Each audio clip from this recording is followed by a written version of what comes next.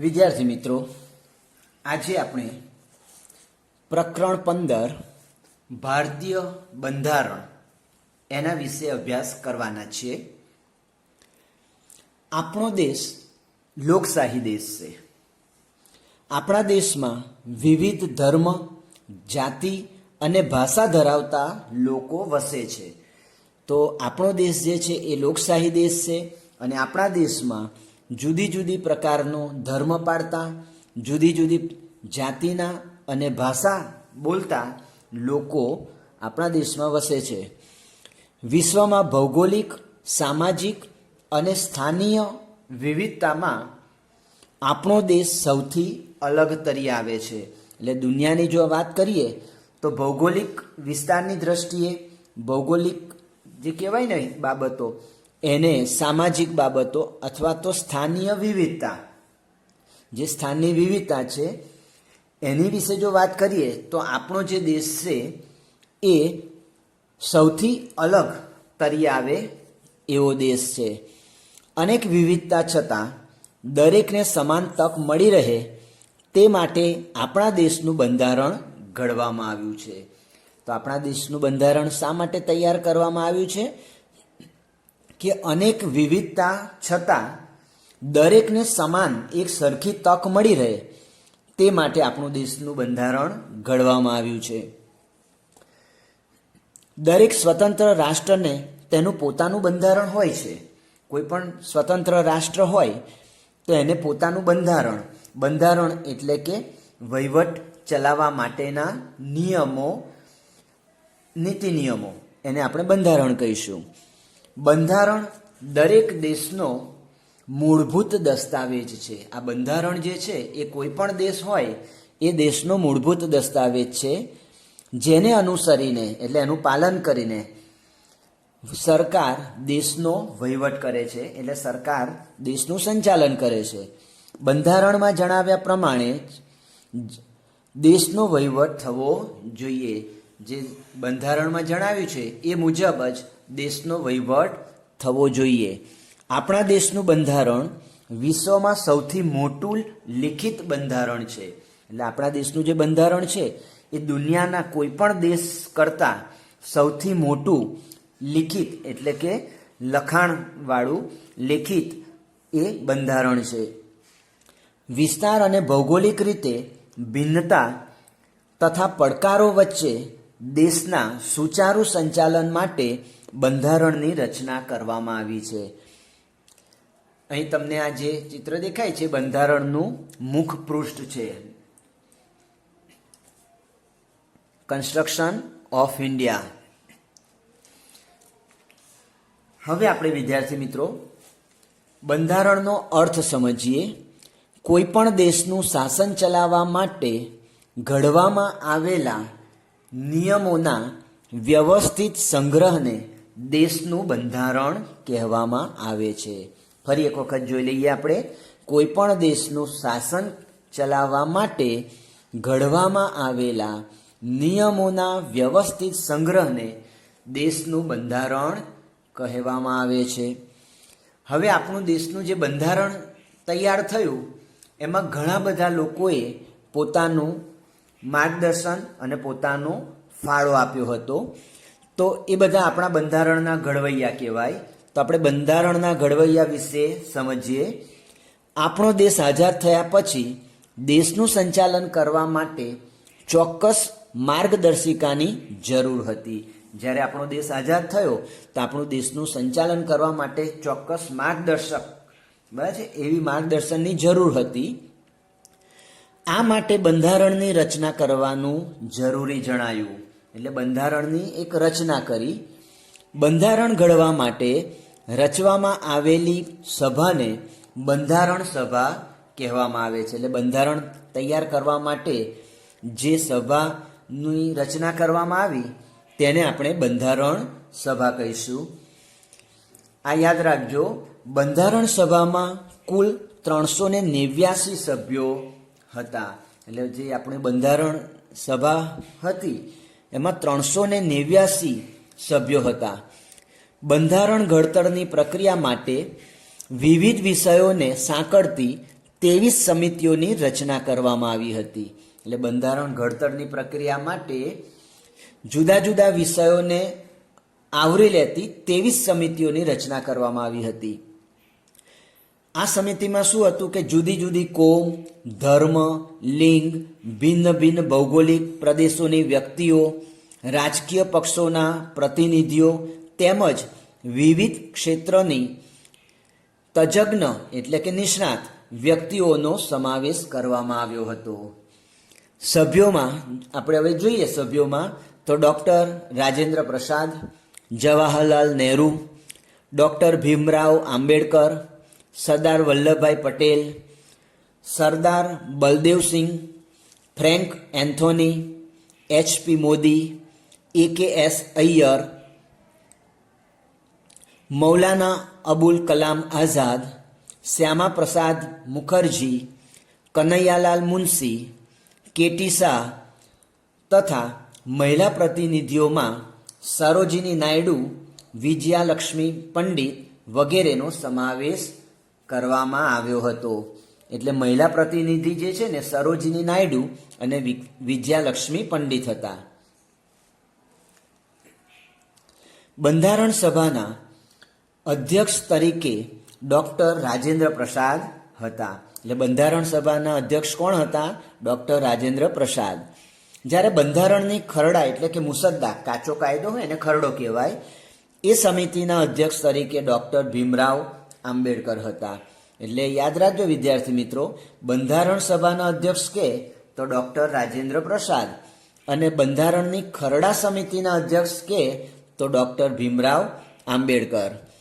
બંધારણ નિર્માણની પ્રક્રિયામાં તેમના વિશેષ યોગદાનને કારણે તેઓને બંધારણના ઘડવૈયા તરીકે ઓળખવામાં આવે છે. એટલે જે બંધારણ આપણું તૈયાર થયું એ પ્રક્રિયામાં એમનું વિશેષ યોગદાન રહ્યું હતું અને એને કારણે જ તેઓને બંધારણના ઘડવૈયા તરીકે ઓળખવામાં આવે છે. વિદ્યાર્થી મિત્રો, અહીંયા આપણને બંધારણ સભાના કેટલાક સભ્યોના ફોટોસ આપેલા છે, બરાબર છે, એ તમારે જોવાના છે. અને નીચે જે જગ્યા છે એ વ્યક્તિને ઓળખી અને એનું તમારે નામ જણાવવાનું છે. આના માટે તમને ફોટો પાડી અને તમારી PDF સાથે મોકલી દેવામાં આવશે. ચાલો હવે આપણે આગળ અભ્યાસ કરીએ. બંધારણ સભાની પ્રથમ બેઠક 9 ડિસેમ્બર 1946ના રોજ મળી હતી. એટલે બંધારણ સભા જે છે એની પ્રથમ બેઠક 9મી ડિસેમ્બર 1946ના રોજ મળી હતી. બંધારણ સભાએ 2 વર્ષ 11 માસ અને 18 દિવસ મળેલી. એટલે આ બંધારણ સભા કેટલા સમય સુધી ચાલી? 2 વર્ષ 11 માસ ને 18 દિવસ સુધી. અને એમાં કુલ 166 બેઠકમાં બંધારણ ઘડતરની કામગીરી પૂર્ણ કરી હતી.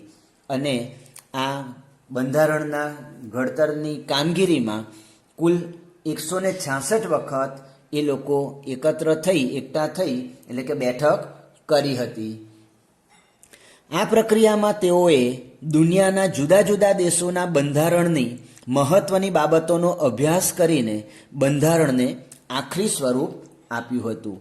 હવે આ જ્યારે બંધારણ ઘડવામાં આવતું હતું ત્યારે દુનિયાના જુદા જુદા દેશોના બંધારણ હતા એની મહત્વની બાબતોનો એ લોકોએ અભ્યાસ કર્યો અને એને પણ આવરી લેવા માટેનો પ્રયત્ન થયો હતો.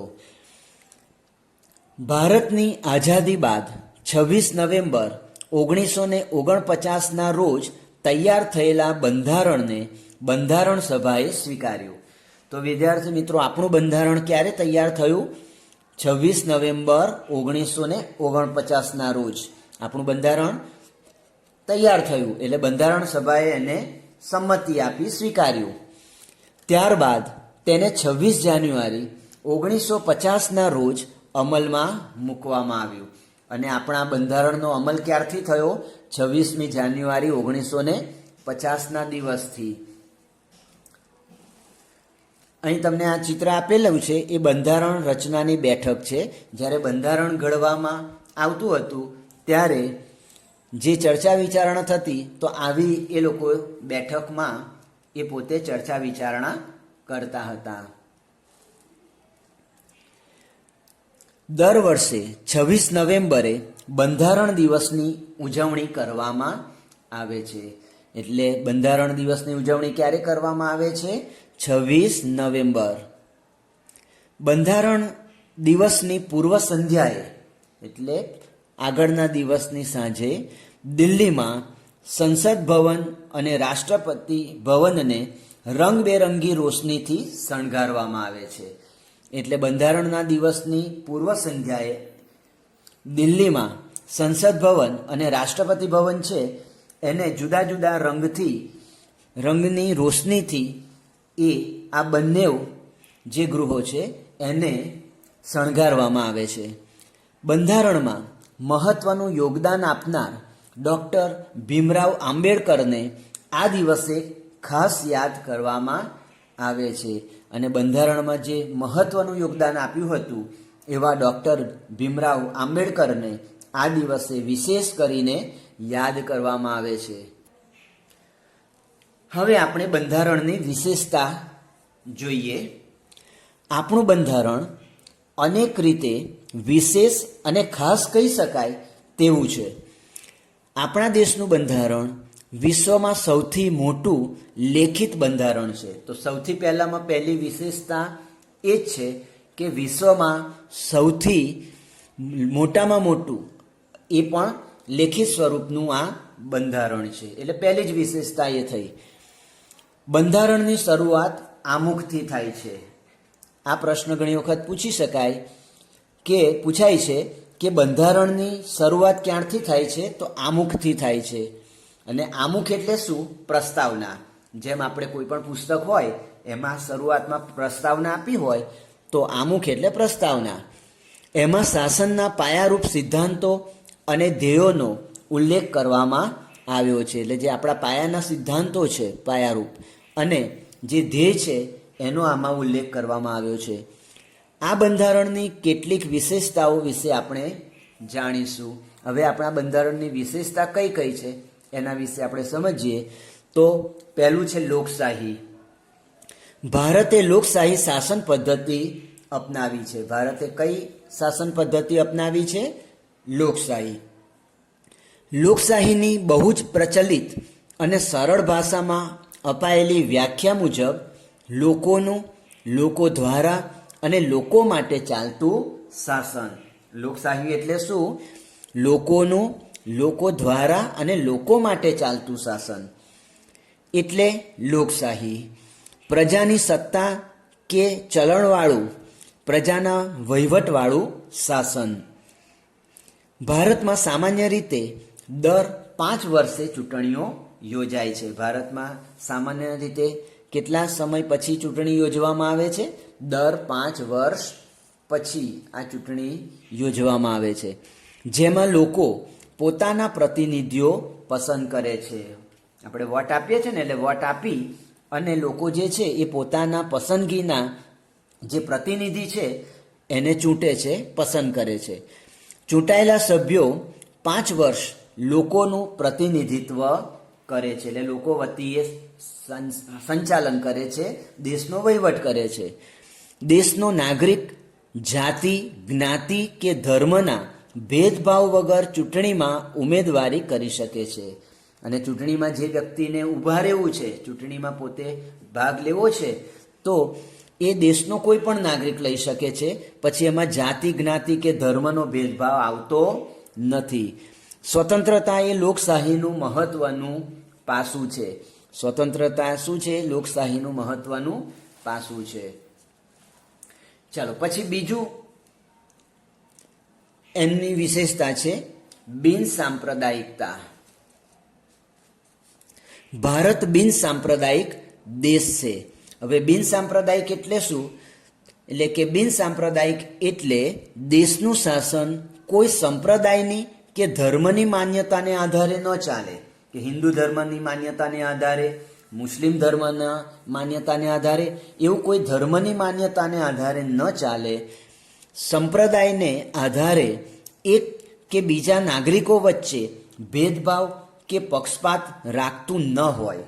એટલે સંપ્રદાયના આધારે બરાબર છે એક કે બીજા નાગરિક વચ્ચે ભેદભાવ ઊભા થાય, બસ પક્ષપાત રાખવામાં આવતો હોય એવું બનતું નથી. દરેક નાગરિકને ધર્મ કે સંપ્રદાય સંબંધી કેટલીક સ્વતંત્રતાઓની ખાતરી આપણા બંધારણમાં આપવામાં આવી છે. એટલે આપણા બંધારણની અંદર દરેક નાગરિકને પોતાના ધર્મ કે પોતાના સંપ્રદાય સંબંધી કેટલીક સ્વતંત્રતાઓ, એટલે જેને જે ધર્મ પાળવો હોય પાળી શકે છે, બરાબર છે, એવી આપણા બંધારણમાં ખાતરી આપવામાં આવી છે. તેના આધારે નાગરિકને પોતપોતાના ધર્મ પાળવાની, અને જે ધર્મ પાળવો હોય એ પાળી શકે, માન્યતા ધરાવવાની, એટલે પોતાને જે ધર્મ પ્રત્યે જે માન્યતા છે એ માન્યતા ધરાવવા માટેની પણ એમને સ્વતંત્રતા મળેલી છે. અને તેનો પ્રચાર પ્રસાર કરવાની સ્વતંત્રતા આપવામાં આવી છે. એટલે પોતાના ધર્મનો પ્રચાર કરી શકે, પોતાના ધર્મનો ફેલાવો કરી શકે, એટલા માટે પણ સ્વતંત્રતા આપવામાં આવી છે. પછીની વિશેષતા છે પ્રજાસત્તાક. ભારત પ્રજાસત્તાક રાષ્ટ્ર છે.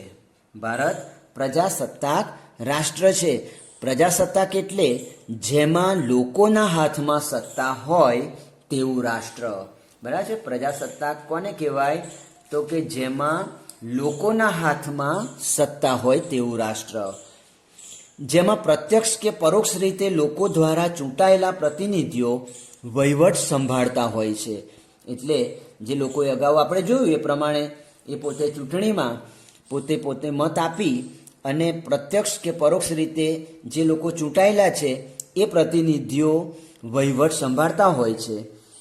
રાષ્ટ્રના વડાનું સ્થાન રાજાશાહીની જેમ વંશ પરંપરાગત, આપણે જોયું કે રાજાઓ જે છે એમાં રાજાના મૃત્યુ બાદ એમનો સૌથી મોટો દીકરો હોય એ રાજગાદી પર આવે તો આ વંશ પરંપરાગત કહેવાય.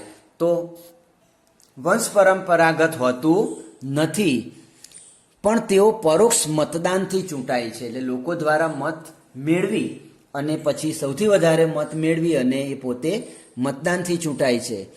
આ વ્યવસ્થામાં પંચાયતથી સંસદ સુધીના તમામ હોદ્દાઓ જાતિ, જ્ઞાતિ કે ધર્મ જેવા કોઈ ભેદભાવ વગર તમામ નાગરિકો માટે ખુલ્લા હોય છે. પછી છે સંઘ રાજ્ય. ભારત એક સંઘ રાજ્ય છે, એટલે કે જુદા જુદા રાજ્યોનો બનેલો એક સંઘ. આપણે નહીં કહેતા આપણે કોઈ પગપાળા સંઘ જાય છે તો બધા જુદા જુદા વ્યક્તિઓ ભેગા થઈને કોઈ એક જ ચોક્કસ હેતુ માટે એ પોતે એકત્ર થાય છે, તો એને સંઘ કહીએ. તો ભારત પણ જે છે એ જુદા જુદા રાજ્યોનો બનેલો એક સંઘ છે. આપણા જેવા વિશાળ અને વિવિધતા ધરાવતા દેશમાં એક જ કેન્દ્રમાંથી શાસન કરવું કઠિન છે. એટલે એક જ જગ્યાએથી સમગ્ર દેશમાં શાસન કરવું હોય તો આટલા મોટા દેશમાં, અને એમાં પણ વિવિધતા ધરાવતા દેશમાં શાસન કરવું મુશ્કેલ છે. એટલે આપણા બંધારણમાં સંઘીય શાસન વ્યવસ્થાની જોગવાઈ કરેલી છે. એટલે આવા જુદા જુદા જુદા જુદા વિભાગો, ઘટકો પાડી દેવામાં આવ્યા છે. સંઘીય શાસન વ્યવસ્થામાં બે પ્રકારની રચના કરવામાં આવે છે, એક સંઘ સરકાર અને બીજું રાજ્ય સરકાર. આ બંને પ્રકારની સરકારો વચ્ચે કાર્યો અને સત્તાઓની સ્પષ્ટ વહેંચણી કરવામાં આવી છે. એટલે સંઘ સરકારે કયા કાર્યો કરવાના છે અને રાજ્ય સરકારે કયા કાર્યો કરવાના છે. દેશમાં મહત્વના કાર્યો અને સત્તાઓ સંઘ સરકારને સોંપવામાં આવ્યા છે. જે મહત્વના કાર્ય છે દેશના અને મહત્વની જે સત્તાઓ છે એને સંઘ સરકારને સોંપવામાં આવી છે. સંઘ સરકારને કેન્દ્ર સરકાર તરીકે પણ ઓળખવામાં આવે છે. એટલે સંઘ સરકારને આપણે શું બીજા શબ્દમાં કહીશું? કેન્દ્ર સરકાર. ચલો હવે આપણે આપણા મૂળભૂત હક અને ફરજો વિશે જાણીએ. દેશનું બંધારણ નાગરિકોને લોકશાહીના મૂળભૂત હકો અને ફરજોની પ્રતીતિ કરાવે છે. નાગરિક તરીકે આપણે કેટલાક હકો ભોગવીએ છીએ. આપણે ભારતના નાગરિક છે તો આપણને ઘણા બધા હકો મળે છે, પરંતુ આપણા હકથી બીજા વ્યક્તિના હકને નુકસાન ન થાય તે માટે તેમજ રાષ્ટ્રના વિકાસમાં દરેક નાગરિકને સહયોગી બનાવવા માટે મૂળભૂત ફરજો પણ આપવામાં આવી છે. એટલે હકની સાથે સાથે આપણી ફરજો પણ આપેલી છે. એવું કહી શકાય કે હકો અને ફરજો એક સિક્કાની બે બાજુ જેવા છે. બસ એટલે હક છે તો એની સાથે તમારી ફરજ પણ છે, એટલે એક સિક્કાની બે બાજુ છે એમ કહી શકાય. ચાલો હવે આપણે મૂળભૂત હકો વિશે પહેલાં માહિતી મેળવીએ. રાષ્ટ્રની સ્થિરતા અને વ્યક્તિ સ્વતંત્રતાના રક્ષણ અર્થે મૂળભૂત હકો જરૂરી છે. એમાં પહેલું છે સમાનતાનો હક. કાયદાની દ્રષ્ટિએ બધા નાગરિકો સમાન છે.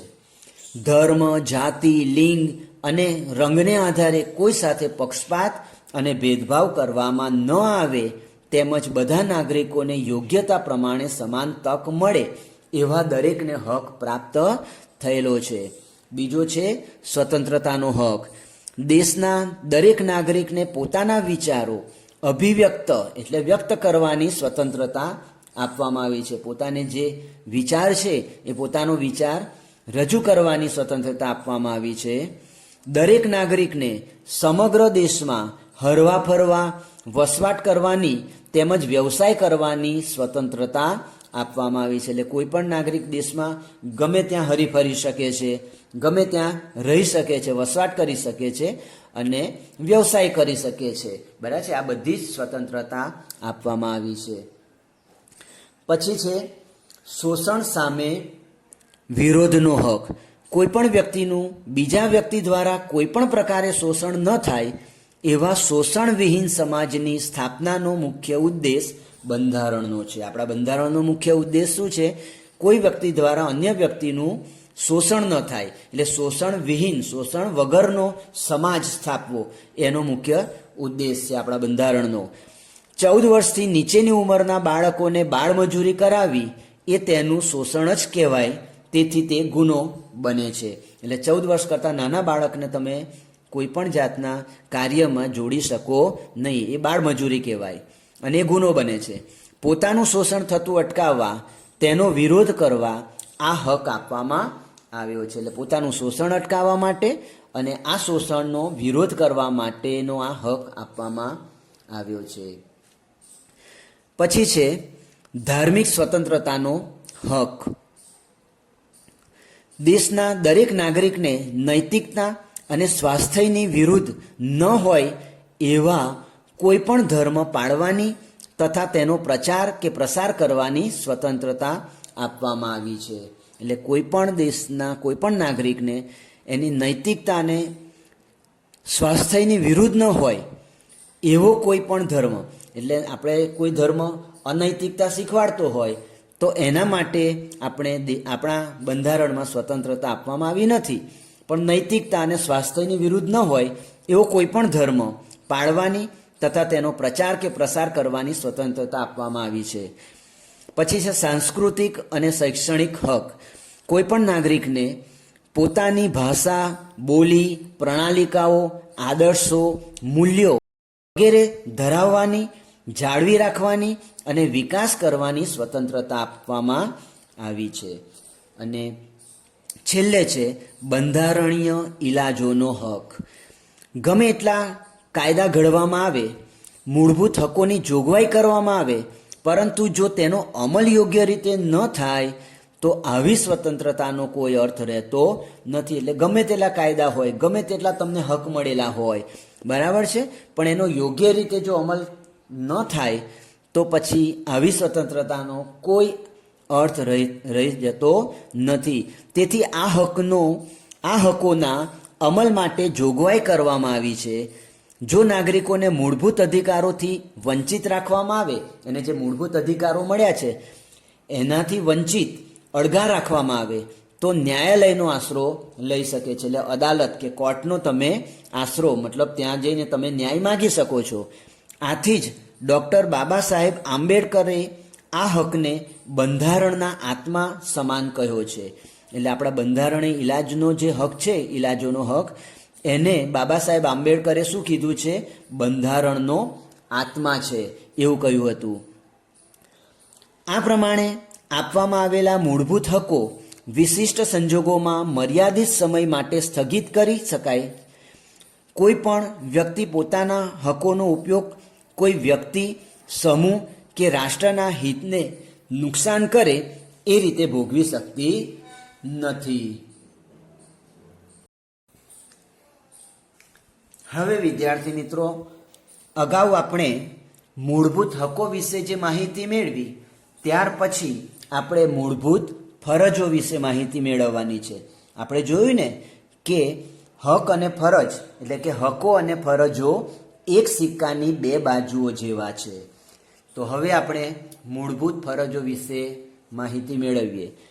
જેમ નાગરિકોને કેટલાક મૂળભૂત હકો આપવામાં આવ્યા છે, તેમ નાગરિકો માટે કેટલીક મૂળભૂત ફરજોનો પણ સમાવેશ આપણા બંધારણમાં કરવામાં આવ્યો છે અને એ આ પ્રમાણે છે.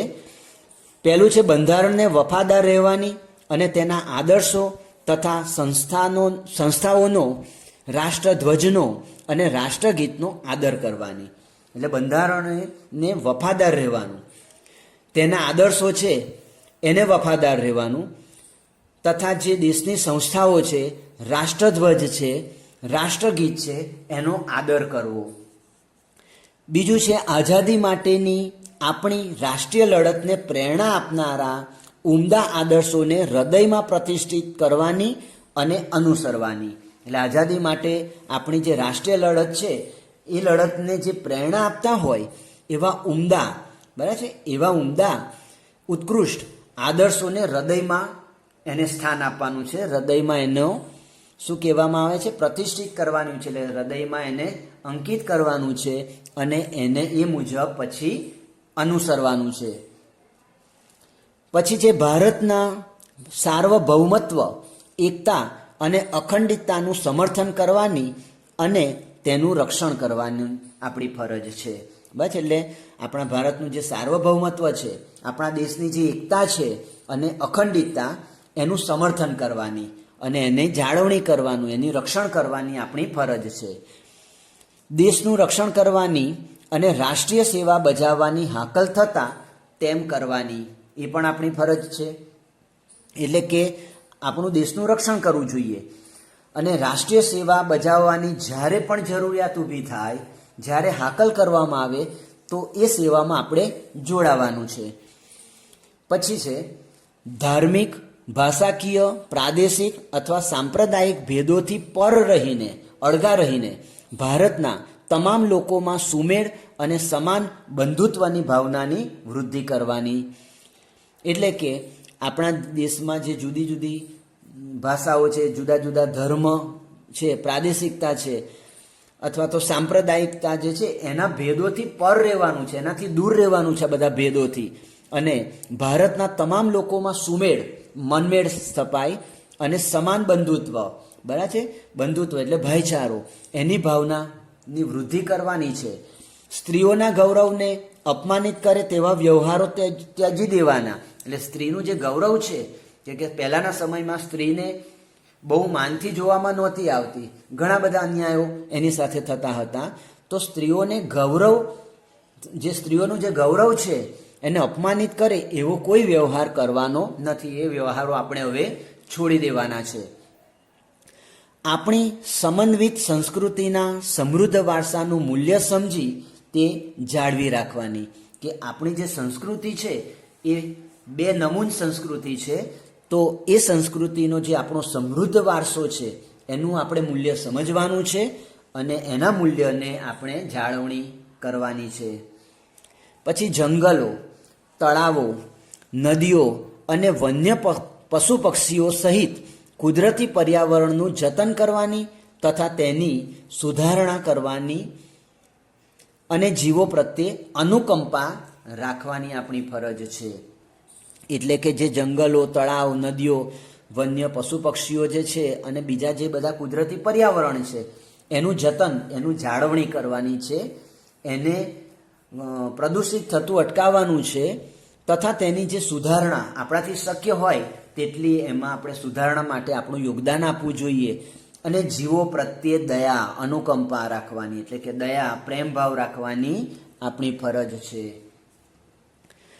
વૈજ્ઞાનિક માનસ, માન્યતાવાદ અને જિજ્ઞાસા તથા સુધારણાની ભાવના કેળવવાની છે.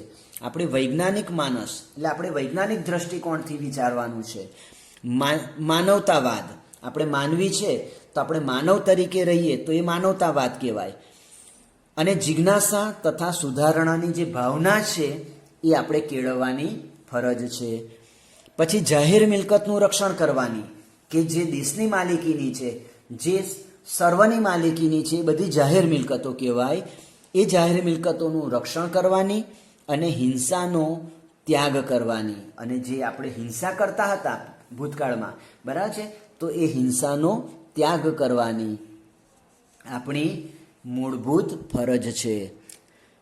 પછી છે રાષ્ટ્ર પુરુષાર્થ અને સિદ્ધિના વધુને વધુ ઉન્નત સોપાનો ભણી સતત પ્રગતિ કરતું રહે એ માટે વૈયક્તિક અને સામૂહિક પ્રવૃત્તિના તમામ ક્ષેત્રે શ્રેષ્ઠતા હાંસલ કરવાનો પ્રયત્ન કરવાની ફરજ. એટલે રાષ્ટ્ર પુરુષાર્થ એટલે દેશ માટે, જે દેશ આપણો આગળ આવે, દેશની સમૃદ્ધિ વધે, બરાબર છે, દેશનું ગૌરવ વધે, એના માટે વધુને આપણો દેશ વધુને વધુ પુરુષાર્થ, સિદ્ધિ આ જે છે અને એ બધા દ્વારા ઉન્નત સોપાનો ભણી સતત આગળ ને આગળ વધતું રહે એ માટે આપણે વૈયક્તિક રીતે એટલે આપણે પોતાના એકલાથી અને સામૂહિક રીતે એટલે કે સમૂહમાં પ્રવૃત્તિના તમામ ક્ષેત્રે, જેમ કે માનો કે ભારત વર્લ્ડ કપ જીત્યો તો એ ક્રિકેટરો જે છે ખેલાડીઓએ પોતાની મહેનતથી, બરાબર છે, સમૂહમાં પણ પોતાની મહેનતથી વર્લ્ડ કપ જીત્યો, પણ આપણા દેશનું ગૌરવ એના કારણે વધ્યું. બરાબર છે. ઓલિમ્પિકમાં પણ આપણને આ વર્ષે ઘણા બધા આપણે મેડલ પ્રાપ્ત કર્યા છે. તો એ ખેલાડીનું તો ગૌરવ વધવાનું જ છે, પણ એની સાથે સાથે આપણી પ્રવૃત્તિને કારણે આપણે સારું કર્યું, આપણે ઉત્કૃષ્ટ દેખાવ કર્યો તો આપણા દેશનું પણ ગૌરવ વધે છે. તો આ આપણા જે તે ક્ષેત્રમાં આપણે પોતે શ્રેષ્ઠતા પ્રાપ્ત કરી અને દેશને પણ શ્રેષ્ઠ એટલે કે ગૌરવ અપાવવાનો આપણી ફરજ બની રહે છે. પછી માતા પિતાએ અથવા તો વાલીએ 6 વર્ષથી 14 વર્ષ સુધીની વયના પોતાના બાળક અથવા તો પાલ્યને શિક્ષણની તકો પૂરી પાડવાની. એટલે આગળ જોયું આપણે કે 6 થી 14 વર્ષ માટે ફરજિયાત શિક્ષણ જાહેર કરવામાં આવ્યું છે.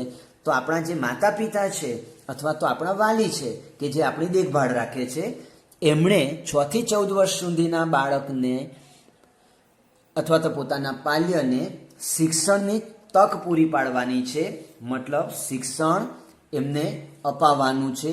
એ પણ આપણી એક ફરજ બની રહે છે. હવે છેલ્લે ભારતના બંધારણને એક પવિત્ર ગ્રંથ ગણવામાં આવે છે. જે આપણું ભારતનું જે બંધારણ છે એ આપણો પવિત્ર ગ્રંથ છે. જેમ રામાયણ, મહાભારત, કુરાન, તો આ બધા આપણા જે પવિત્ર ગ્રંથો છે એવું ભારતના બંધારણને પણ એક પવિત્ર ગ્રંથ ગણવામાં આવે છે. જો લેખિત બંધારણ ન હોય તો કોઈ પણ વ્યક્તિ પોતાની રીતે દેશના વહીવટમાં અરાજકતા ફેલાવી શકે. જો લેખિત કરવામાં ના આવ્યું હોય તો મૌખિક હોય, મોઢામોઢ હોય, તો તે વખતે કોઈ પણ વ્યક્તિ જે છે એ પોતાની રીતે દેશમાં વહીવટ કરી અને અરાજકતા મતલબ અવ્યવસ્થા ફેલાવી શકે. એને જે યોગ્ય લાગ્યું એ પ્રકારે એ પોતે કૃત્ય કરે. બંધારણ આપણી ન્યાય પ્રણાલીને જાળવે છે. આપણી જે ન્યાય પ્રણાલી છે એને આપણું બંધારણ જાળવે છે. તેમજ લોકોને એક મર્યાદામાં રહીને એકત્વના ભાવથી કામ કરવા પ્રેરિત કરે છે. અને બીજું શું છે? એક મર્યાદામાં રહી. દરેકની એક મર્યાદા હોય છે, બરાબર છે. નદી હોય તો નદીની મર્યાદા છે, બરાબર. એમ આપણે માણસ તરીકેની પણ આપણી ઘણી બધી મર્યાદાઓ છે.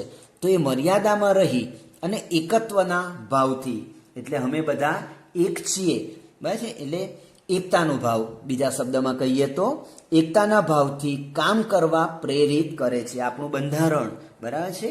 એ આપણને આ પ્રકારે આપણને કાર્ય કરવા માટે પ્રોત્સાહન આપે છે.